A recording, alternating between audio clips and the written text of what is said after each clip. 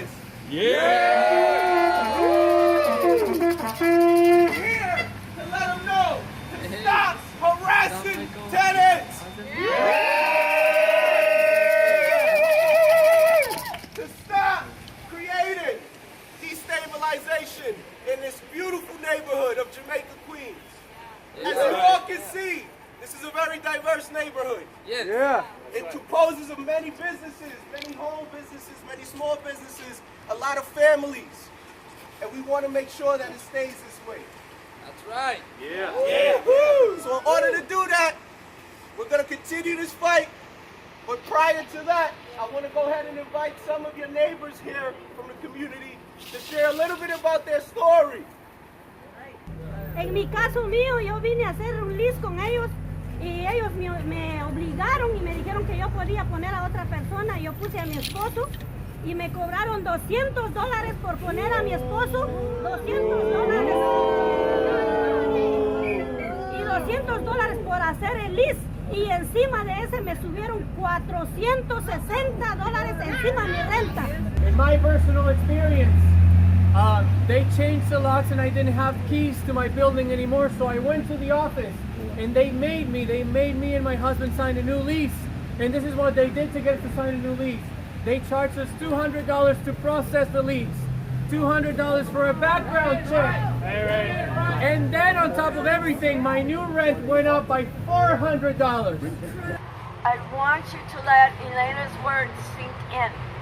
I want you to hear and feel her words, not just like so many words you hear in a day, but as words that represent actual experiences, harsh experiences, hard experiences, unjust experiences that are shaped by those who are purposely manipulating and abusing people in our communities.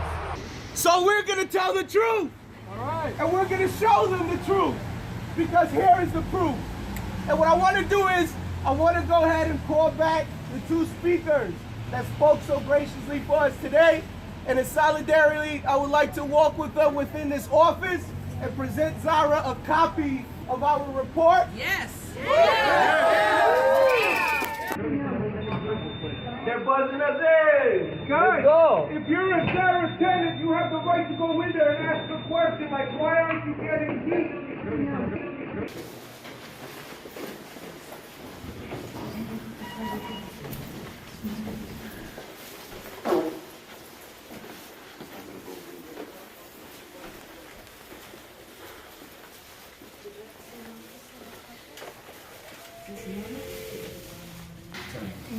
We want to let you know that we want this to go into the hands of Subrajas, which are the owners of Zara Realty. And what we'll do is, they're not going to open. Yeah, they saw us. We want them to get a copy of it. We'll have tape. Somebody have Tape it up, We're going to have some tape. tape it up. Or they can leave it in the handle. Because we want them to know what they're doing to the community. Yeah. And we want to make sure that we bring about that change in the community. So if you guys want to take a second, take the picture here, and then we'll be heading out. Okay? What is the media? So we're going back there. One key $500. Where he got this $500 for one key? Media is here? Yes. Where is media? I have to show some documents. Please. No, open this guy. It's the... Why are they not No, opening? Media people is here. Look, key harassment. One key $100, $200, $300. No receipt. They take me there. I cannot go to my apartment. Thousands tenants are suffering. Where is congressman? Where is senator? Where is the other representative? We are the citizens of this country. This is America, our country. I need another key for my husband. They want my marriage certificate. You need the marriage certificate. How shame them. You give the marriage certificate, other you give the $500. And $200 and marriage certificate they need from me. See? So, this their activity.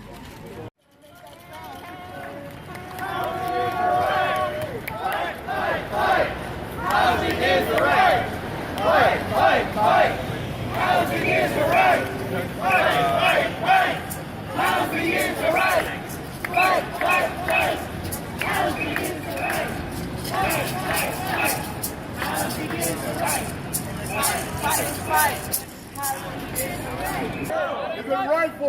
9-year-old child to have to wear a face mask in her own home 24 hours.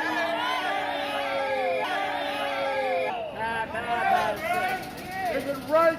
Is it right when you take away a single mother's studio where she works to make a living? Is it right to take away the rights of your market rate tenants when you say, you know what, you can't live here next year because we want to gut everything and give you more lead dust to breathe? Is that right?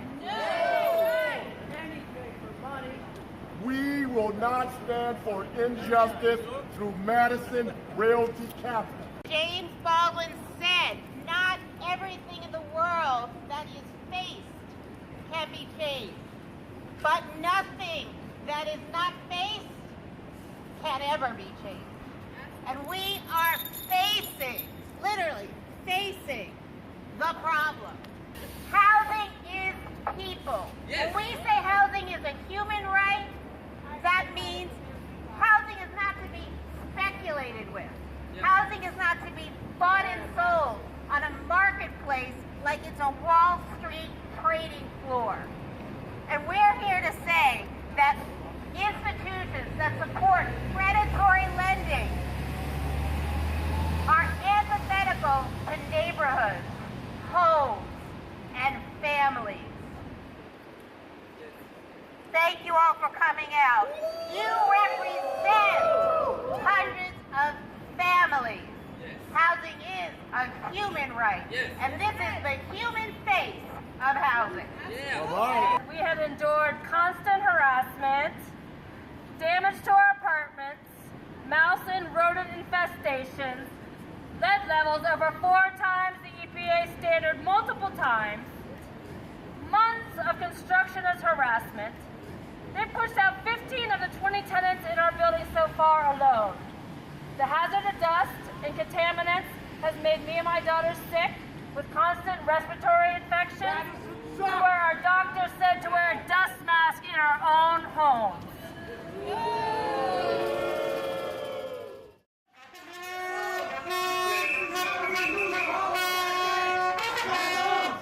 This is how we lose our homes, bad banks, bad loans. This is how we lose our homes, bad banks, bad loans. This is how we lose our homes, bad banks, bad loans. This is how we lose our homes. We live under the roof of signature-driven, bad-acting landlords that force the elderly to live in cold apartments with no heat or hot water, and that ain't right. There is nothing wrong with raising your voice to speak up for what's right. What's wrong is when you stand by silently and do nothing and say nothing. That is the original sin. And as we know, it's not just in this city, it's across the country. And I was just walking over here with Joshua from Johannesburg, who was talking about going through the exact same struggle of gentrification and speculator landlords in Johannesburg, South Africa, as we are going through here. So it's not only people in this city, all colors, all economic levels, it's not only people all across this country, but there is a worldwide movement that they are calling globalization. But it's not globalization, it's robbery and it's murder, because they're killing communities. They're killing our ability as human beings who have a basic human need for community, to be connected and known as the people that we are with what we have to give in small communities where we can really make a difference.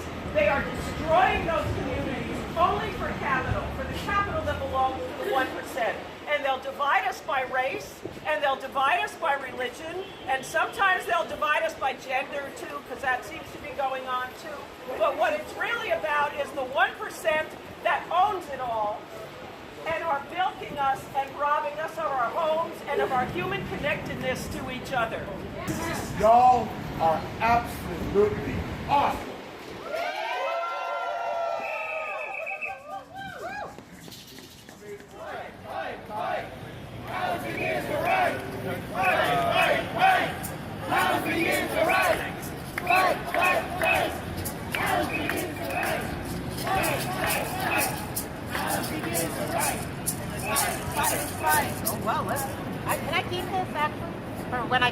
husband?